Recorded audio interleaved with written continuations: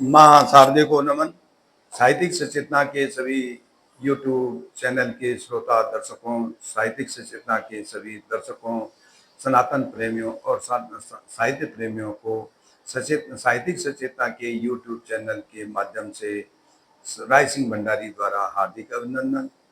हम आपके सामने नित नई प्रस्तुति लेकर उपस्थित होते हैं और साहित्य, सनातन धर्म और अद्वैत दर्श के सिद्धांतों को से रूबरू करवाते हैं। तो हम आज की प्रस्तुति लेकर के उपस्थित हुए हैं। आज का विषय है सम्मान। तो कामना चतुष्टय के चार आयाम: सुरक्षा, सम्मान, सुख और स्वतंत्रता। ये कामना के चार आयाम हैं। ये मानव देह पंच तत्व से, किसी भी प्राणी की जो देह बनी है वो पंच तत्व से बनी है, जिसमें सभी को विदित होगा कि आकाश, वायु, अग्नि, पृथ्वी और जल, ये पांच तत्व मिले हुए हैं। तो इन्हीं पांच तत्वों में से कामना, जो हमारे अंदर जो कामना निकलती है वो वायु तत्व से निर्भर करती है, जिसका कि स्पर्श का तन्मात्रा है। तो कामना से व्यक्ति जो है किसी चीज की इच्छा रखता, तो वो कामना है। अब कामना कोई सही भी हो सकती है या सब सकारात्मक और नकारात्मक दोनों हो सकती है।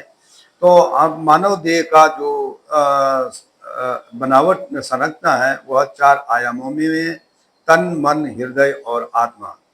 तन से सुरक्षा की कामना करता है, मन से वो सम्मान की कामना करता है, हृदय से सुख की कामना करता है और आत्मा से वह स्वतंत्रता या मोक्ष की कामना करता है। तो इस प्रकार से आप समझ गए होंगे कि पंच तत्वों में से वायु तत्व के और चार आयामों में से तन, मन, हृदय, आत्मा में से मन का जो ये आयाम है, जिससे जो कि सम्मान शब्द उचित हुआ है।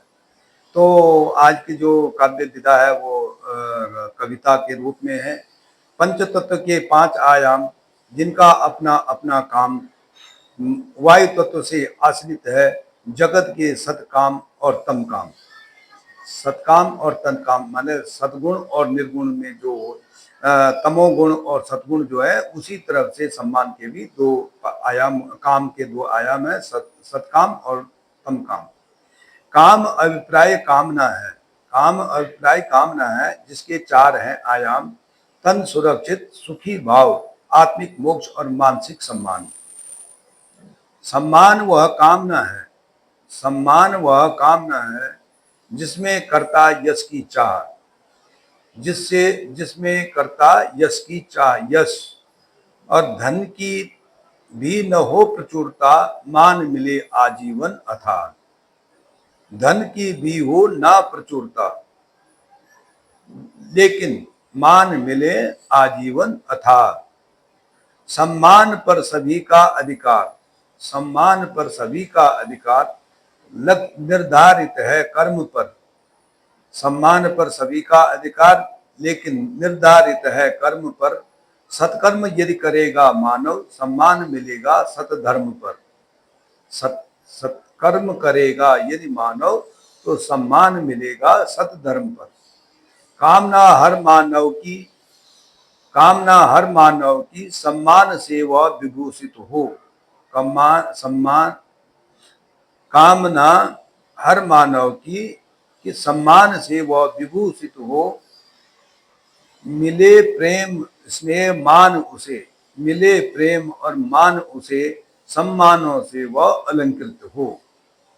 निष्काम में भी कामना है, निष्काम में भी कामना है, अन्य से निरंतर सम्मान पाना। सम्मान मिले सदकर्म से, दुष्कर्म से होता अपमान पाना। सम्मान मिले सदकर्म से, दुष्कर्म से होता अपमान पाना। सदकाम और सदकर्म मिले, सदकाम और सदकर्म मिले तो सम्मान अनुचर बनता है।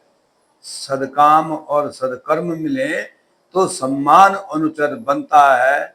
सदगुण उषा की लाली से, सतगुण उषा की लाली से, गौरवशाली सम्मान का दिवस बनता है। इस काव्य लघु काव्य से आपको ये थोड़ा समझ में आया होगा कि ये जो प्रकृति है त्रिगुणमयी है, जिसमें सत्य रज तम है। तो रज को तो हम ये बीच मध्य वाला भाग है, सत्य एक सकारात्मक पक्ष है और तम एक नकारात्मक पक्ष है। तो मान अगर सकारात्मक मिले तो वो सम्मान बनता है, और अगर मान व नकारात्मक हो तो अपमान कहलाया जाता है या अपमान बनता है।